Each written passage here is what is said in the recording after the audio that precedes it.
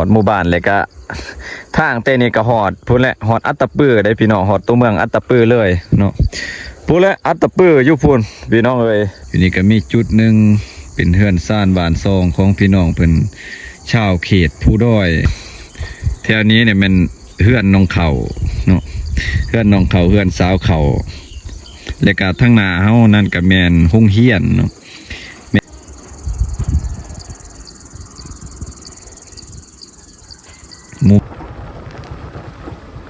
สมัยเก่าสมัยก่อนนะ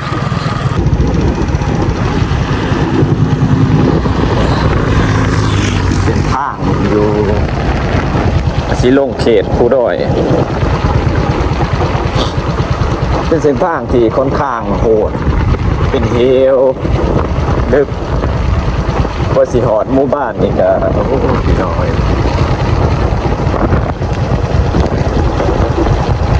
พอสิหอดหมู่บ้านนี่ก็เดินทางมา7-80 ลักพุ่นแหละจังสิหอดเส้นทางเป็นตะยานแห้ง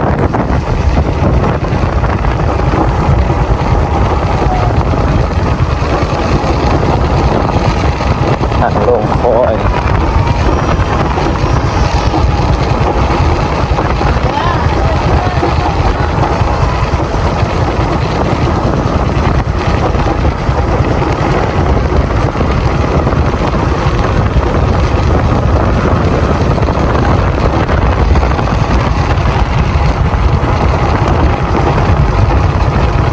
อยู่เขตผู้ด้อยตกจากด้อย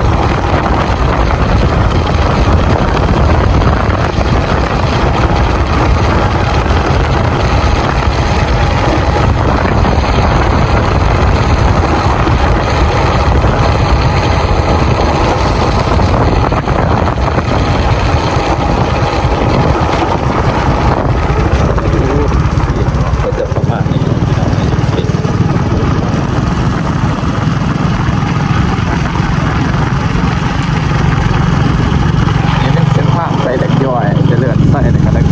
ประมาณแล้วจริงเป็นมุ่งไปทางเขตสำรวง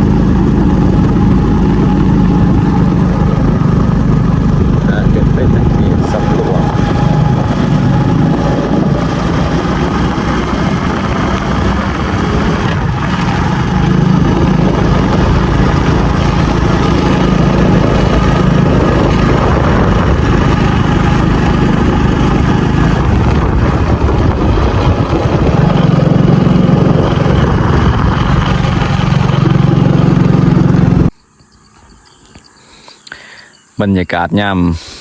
เที่ยงวันนี้เดินทางมาไกลพี่น้องเอ้ยอันนี้คือหมู่บ้านบนภูเขาเด้อพี่น้องหมู่บ้านบนภูเขาอยู่เขตผู้ด้อยเนาะหมู่บ้านพี่น้องชาวเขาชาวด้อยเพิ่นเนาะซึ่งเพิ่นจะเฮ็ดให้เฮ็ดสวนเป็นอาชีพเนาะทางเขตนี้เบิ่งภูแต่ละลูกแต่ละหน่วยเนาะแล้วจะแป้นเติดเบิดพี่น้องเอ้ยจากเขตนั้นก็สิสูบไม่เบิ่งเนาะ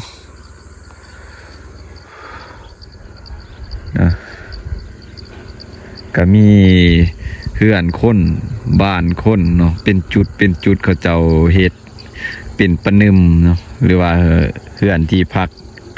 อย่างที่เห็นจะเฮือนแบบสมัยเก่าสมัยก่อนนะนี่ก็มีเฮือนอีกอันนี้เนี่ยบ่เงินกับบ่ในใจว่าเป็นโรงหมอหน่อยบ่หรือว่าโรงเรียนนะแต่เก่าแต่ก่อนเดี๋ยวสิสู่ใหม่เบิ่งมอนะนี่อยากคล้ายๆกันอยากคล้ายๆคือกับโรงพยาบาลเนาะ บ่ฮู้ว่าเป็นโรงเรียนหรือบ่ใดที่มันเป็นดินเพียงนะเขาเจ้าจะเฮ็ดแบบเฮ็ดหน้าเนาะเขาเจ้าเอารถปรับบ่ใดที่มันเป็นเนินสูงแล้วเขาเจ้าเฮ็ดเป็นเฮ็ดให้แล้วก็ปลูกมันต้นอันนี้คือทางลงไปเนาะบนนี้นี่คือทางลงไปหอดหมู่บ้านเนาะทางลงไปหอดหมู่บ้านเลยก็ทางเตนี่ก็หอดพูดแหละหอดอัตตปื้อได้พี่น้องหอดตัวเมืองอัตตปื้อเลยเนาะพูดแหละอัตตปื้ออยู่พูนพี่น้องเอ้ยอยู่พูดแหละเดินทางขึ้นมามีแต่ถ้าเฮาขึ้นมาจากอัตตปื้อเขตนี่ขึ้นมาแต่อัตตปื้อน่ะจะมีแต่ขึ้นกับขึ้นเฮาขึ้นผู้ดอยขึ้นผู้จังซี่นั่นแหละเส้นทางก็จะประมาณนี้ขับรถขึ้นมาตลอดขึ้นมาเรื่อยๆพี่น้องเอ้ยหมู่บ้านนี่จะแบ่งเป็นออกเป็น3คุมเด้เบื้องนี่แม่นอีกคุมนึงเนาะเพราะว่ามันเป็นโนนผู้เบื้องกลางเด้เบื้องนี้อีกคุมนึงแหละก็ฝากห้วยเบื้องนั้นอีกคุมนึงเนาะพี่น้องจะมีหลายคุมนี่อยู่นี่ก็มีจุดนึงเป็นเฮือนซ่านบ้านซองของพี่น้องเพิ่นชาวเขตผู้ด้อยทางเมืองสารใส่แขวงอัตตปือเนาะจุดที่บ่เงินทายอยู่นี่แม่นจุดซุมหมู่บ้านซุมซนบ้านเจริญใส่เมืองสารใส่แขวงอัตตปือเนาะก็จุดมุมนี้ก็แม่นแถวนี้เนี่ยแม่นเฮือนน้องเขาเนาะเฮือนน้องเขาเฮือนสาวเขาแล้วก็ทางหน้าเฮานั่นก็แม่นโรงเรียนเนาะแม่นโรงเรียนมัธยมผมเรียนมัธยมแต่ว่าช่วงนี้นะจะประค่อยคึกคืนปานใดตามเพื่อนซ่านบ้านซองเพราะว่าผู้คนก็ส่วนหลายแม่นเขาเจ้าขึ้นไปคือให้ไปจูดป่าทางป่าเนาะเพราะว่ามันใกล้ฤดูที่เขาเจ้าสิเฮ็ดให้พี่น้องเอ้ยซักเข้าให้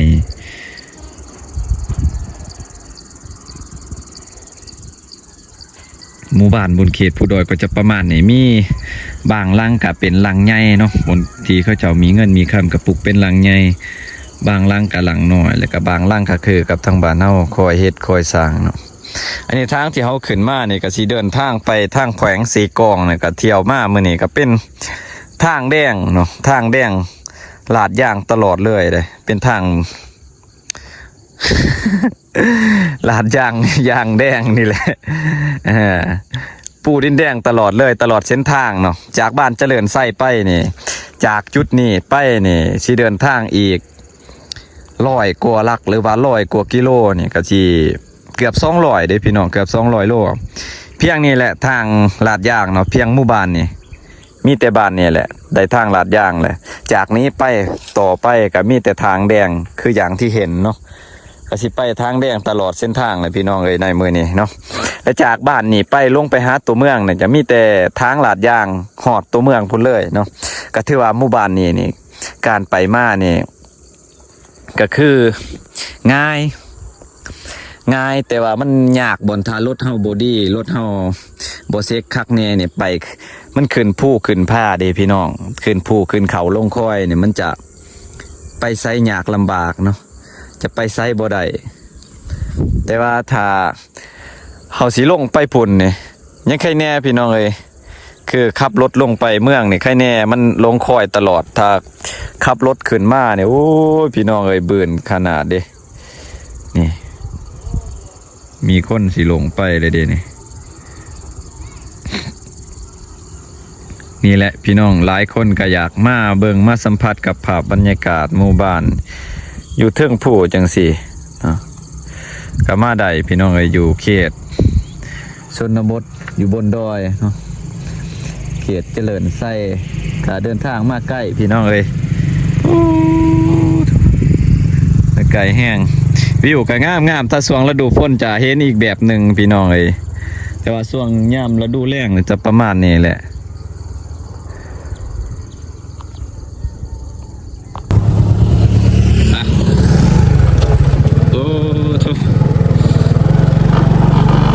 เดี๋ยวสิเดินทางดินแด ดงๆต่อไปเลยพี่น้อยเข้าสู่เขตชนบทเขตนอกเป็นเขตชนบทเขตนอกอยู่ตัวเมืองซานไซกับมาไก่พอสมควรจากตัวเมืองมานี่ก็60 ลักหรือว่า60 กิโลเลยพี่น้อยมาไก่พอสมควรครับเข้าสู่เขตผู้ดอยจากบ้านเจริญไซไปนี่ก็มีแต่ดินแดงเนาะแต่ว่าแถวนี้ยังงามแต่ว่าทางต่อไปนี่กับโอ้โหสิเป็นแนวใดเพราะว่าติดต่อทางหนองทรายเป็นทางเขตนี้ทางเขตสำรวงคนแรกเป็นว่าเส้นทางดีแล้วอ้ายไปมาง่ายแล้วเป็นว่าเดี๋ยวเฮาสิท่าเบิ่งน้ำกันพี่น้องเอ้ยเนาะ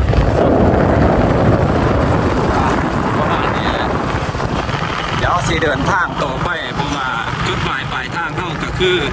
เมืองนัดจึงแขวงเสกองพี่น้องเอ้ยมียังไห้เบิ่งไห้ส้มก็สิได้เห็น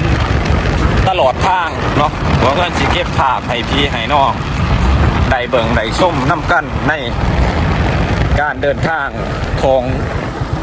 วงเงินในแต่ละเทื่อเนาะก็สิเก็บภาพให้พี่ให้น้องได้เบิ่งได้ชมอีกตลอดพี่น้องเอ้ยเขตนี้จะบ่หนาวปานใดพี่น้องเลยเพราะว่าช่วงนี้จะอากาศร้อนทางพี่บ่คือสุดก่อนสุดก่อนนะขึ้นมากพี่น้องเลยหนาวแห้งอีหลากอีเลือกลัวสิขึ้นมากหอดนี่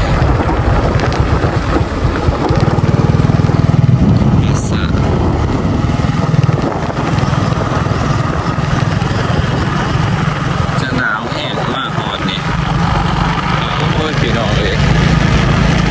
ขับรถมาง่ายเด้หมวกกันมันหนักปลดออกพี่น้อยถ้าทับรถบรรทุกจะบ่ค่อยผ่านเนาะเขตนี้บ่ค่อยได้ผ่านรถ10 ล้อนะจะไปได้แต่รถ22 ล้อหรือว่า22 ล้อนั้นจะไปบ่ได้ผ่านมาบ่ได้ทางนี้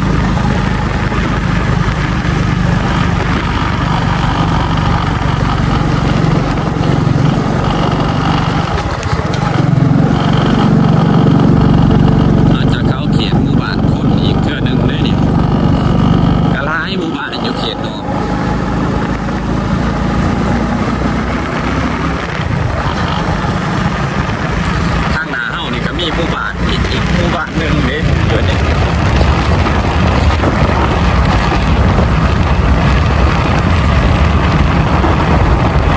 ตรงหน้าเฮานี่ก็อีกหมู่บ้านหนึ่งพี่น้องเอ้ยก็ถัดมาจากบ้านเจริญไซเนาะเป็นหมู่บ้านที่2ก็เป็นหมู่บ้านดักปอกเก่าเป็นบ้านเก่าเป็นบ้านเก่าของพี่น้องเผ่าตะเลียงชนเผ่าตะเลียงเป็นทางเมืองสานไซนะเป็นหมู่บ้านเก่าเดี๋ยวนี้มีบ้าน2 บ้านดิบ้านนี้ก็คือบ้านดักปอกเนาะบ้านดักปอกเก่าแล้วก็มีอีกบ้านดักปอกใหม่คือว่า2 บ้าน2 เพื่อนเจ้าเฮ็ดเจ้าแบบนี้หลังคาแบบหลังคาบ้านเก่าแก่แต่สมัยเก่าสมัยก่อนนะเจ้าเห็ดเนาะนี่ก็คือบ้านดักปอกเนาะบ้านดักปอกเก่า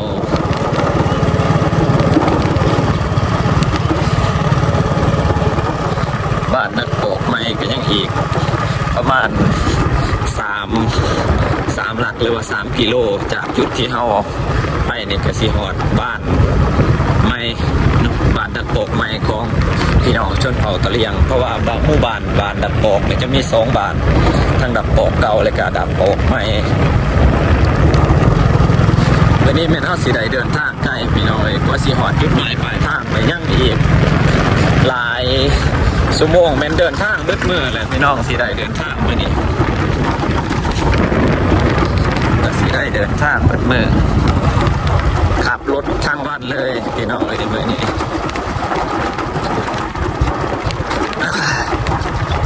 อันนี้คือห้วยแม่น้ำซุกห้วยแม่น้ำซุกจะไหลลงอยู่พุ่นแหละ สู่แม่น้ำเซซุเนาะอันนี้ห้วยน้ำซุเกินเส้นทางที่เราผ่านมาเมื่อนี้ก็จะประมาณนี้เลยเริ่มโหดเข่าเลยพี่น้องแต่ว่าคลิปนี้ก็สิจบเพียงสักนิดเด้อพี่น้องขอบคุณขอบใจที่เขามาเบิ่งมาชมติดตามคลิปต่อไปพี่น้องเลย